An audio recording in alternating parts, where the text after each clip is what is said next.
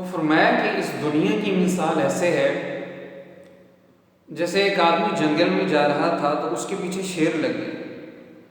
وہ شیر سے جان چھڑانے کے لیے بھاگتا چلا جا رہا ہے کہ یکایک اسے اپنے سامنے ایک کنواں نظر آیا۔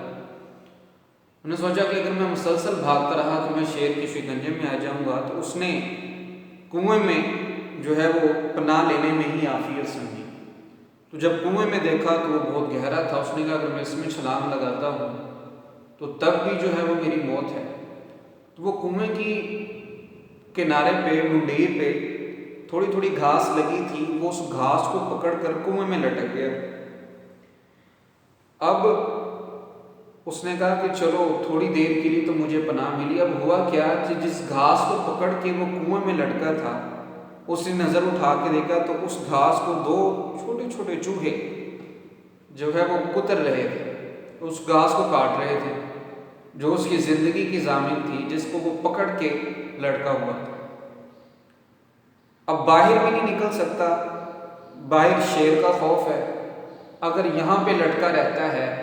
تو چوہے اس گھاس کو کاٹ رہے ہیں، یہاں پہ بھی موت کا خوف ہے، تو وہ نیچے گر جائے گا جب گھاس کو وہ کاٹ دیں گے، اور کنویں میں گر کر جو ہے وہ ڈوب کر مر جائے گا۔ تو ابھی وہ یہ بات سوچ ہی رہا تھا کہ باہر نکلوں یا یہاں لٹکا رہوں، دونوں صورتوں میں موت ہے، وہ اسی بارے میں سوچ رہا تھا کہ اس نے اپنے بائیں طرف جو ہے وہ نگاہ، اس کی نظر گئی بائیں طرف۔ اس نے دیکھا کہ شہد کی مکھیوں کا ایک چھتا جو ہے وہ لگا ہوا ہے اور شہد سے لبریز ہے، بھرا ہوا شہد سے، تو اور شہد کی مکھیاں بھی جو ہے وہ چھتے کو چھوڑ کے جا چکی۔ تو اس نے ایک انگلی لگائی اور شہد کو چاٹا، زبان پہ لگایا، اسے بہت ہی لذت محسوس ہوئی، تو وہ شہد کھانے میں جو ہے وہ مگن ہو گیا۔ وہ ایک انگلی لگاتا ہے شہد کھاتا ہے، ایک انگلی لگاتا ہے شہد جو ہے وہ کھاتا ہے۔ تو اس کو اتنا مزہ آیا، وہ شہد کھانے میں ایسا مصروف ہوا کہ نہ ہی اس کو باہر شیر کا خوف رہا اور نہ ہی ان دو چوہوں کا جو اس کی گھاس کو کاٹ رہے تھے، جس کو وہ پکڑ کے لٹکا ہوا تھا، اور نہ ہی اس کو موت کا ڈر رہا۔ تو اس دنیا کی مثال بھی ایسے ہی ہے کہ موت جو ہے وہ شیر کی طرح ہمارے پیچھے لگی ہوئی ہے، شیر کی طرح موت ہمارے تعاقب میں ہے،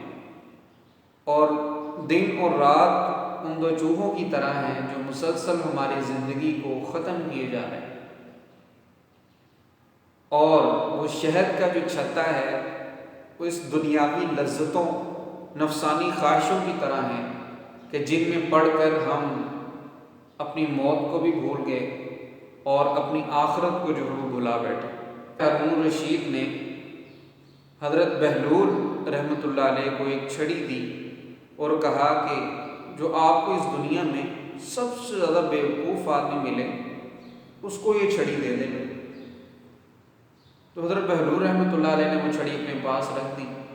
وقت گزرتا رہا، ہارون رشید جو ہے اس کی موت کا وقت جو ہے وہ قریب آ گیا۔ تو وہ حضرت بہلول رحمۃ اللہ علیہ اس سے ملنے کے لیے چلے گئے اور پوچھا کہ کیا حال احوال ہے؟ اس نے کہا اب تو جو ہے وہ آخرت کی تیاری ہے، اب تو ایسے گھر جانا ہے جہاں سے واپسی ممکن ہی نہیں۔ تو حضرت بہلول رحمۃ اللہ علیہ نے پوچھا کہ اس گھر کے لیے کچھ تیاری بھی کی ہے کہ نہیں؟ اس نے کہا کہ وہاں کے لیے تو کچھ بھی تیاری نہیں۔ تو حضرت بہلول رحمۃ اللہ علیہ نے وہ چھڑی اسی کے ہاتھ میں جو وہ تھما دی اور کہا کہ جس دنیا میں تم نے چند دن رہنا تھا، تھوڑی سی دیر کا قیام تھا، وہاں پر رہنے کے لیے تو تم نے بہت عالی شان محلات جو ہے وہ تعمیر کیے اور اپنی گزر بسر کے لیے خدام اکٹھے کیے، اپنی خدمت کے لیے غلام اور خدام جو ہے وہ تم نے معمور کیے، اور جہاں پر ہمیشہ کے لیے رہنا تھا وہاں کے لیے کچھ تیاری بھی نہیں کی، تو میری نظر میں تم سے بڑا بیوقوف کوئی بھی نہیں۔ یہ کہہ کر وہ چھڑی انہوں نے اس کے ہاتھ میں تھما۔ تو دنیا میں ہم نے جتنا رہنا ہے اتنی ہی تیاری اس دنیا کے لیے کر لیں، اور آخرت میں ہم نے جتنا رہنا ہے اتنی تیاری ہم آخرت